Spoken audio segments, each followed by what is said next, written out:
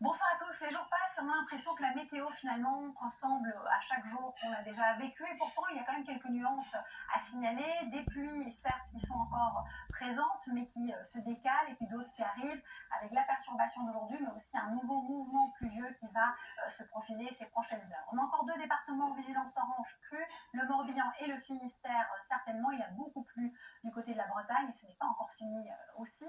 Et ici, pour la journée de dimanche, grosso modo, on a encore pas mal de grisailles et de champs nuageux vers le bord de Manche, la nouvelle perturbation qu'on voit vers l'Aquitaine, et on a aussi des précipitations en Méditerranée qui vont s'étaler un peu plus jusqu'en Corse.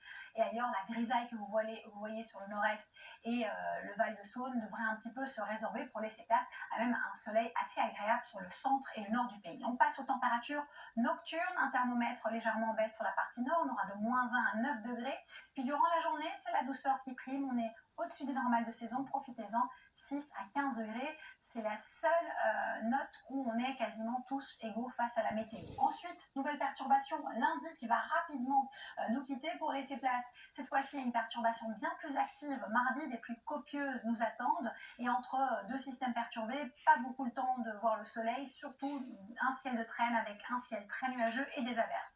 La douceur se renforce mardi, mais aussi mercredi.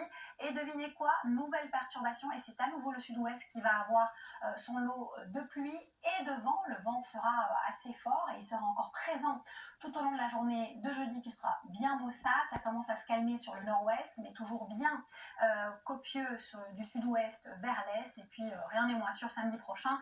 Je préfère pas trop parler vu que les nouvelles sont pas encore spécialement très très bonnes. Tout de suite, vous avez rendez-vous avec Anne-Claire Coudray et son journal et nous, on se retrouve juste après.